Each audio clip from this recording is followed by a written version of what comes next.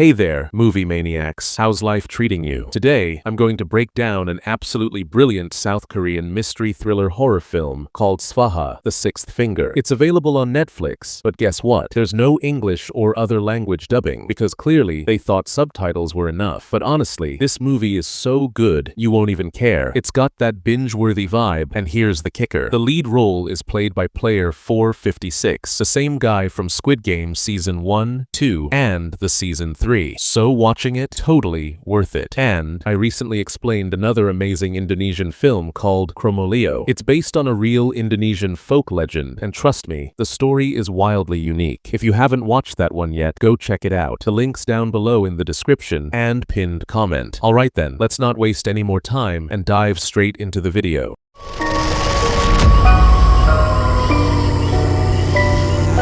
The movie kicks off with a girl named Gi-hun narrating her own story. She reveals that in 1999, when she and her twin sister were born, animals in their village started dying in the weirdest ways possible, reacting so strangely that it caused serious panic among the villagers. Right after birth, both twins were pulled from their mother's womb, but everyone was shocked to see that Li's twin sister had started eating her leg while still inside the womb. And while most people are born with 5 fingers, this girl had 6 on both hands. It was beyond disturbing. Li says she turned out normal, but her sister? She was immediately declared evil. In fact, her birth wasn't even officially recorded. She had no name, no identity. Everyone just called her the Thing. Doctors even predicted she wouldn't survive for long. But then, just 1 week after their birth, their mother died, and their father committed suicide, leaving their grandparents to raise them. Li says that the doctor's prediction about her sister turned out to be completely wrong, because she wasn't the type to just die off. She's still alive, hidden away, living with them, unseen by the world, because her appearance is far from normal. Then the story jumps to 2014, where Li is living in a village where, once again, domestic animals are mysteriously dying, just like back when her twin was born. So a shaman, a black magic practitioner, is brought in to deal with the situation. This shaman, extremely powerful and even more full of herself. One of the villagers tells her that all the trouble began the moment Li's family moved in. The shaman and some villagers then head to Li's house. Li sees them coming from the window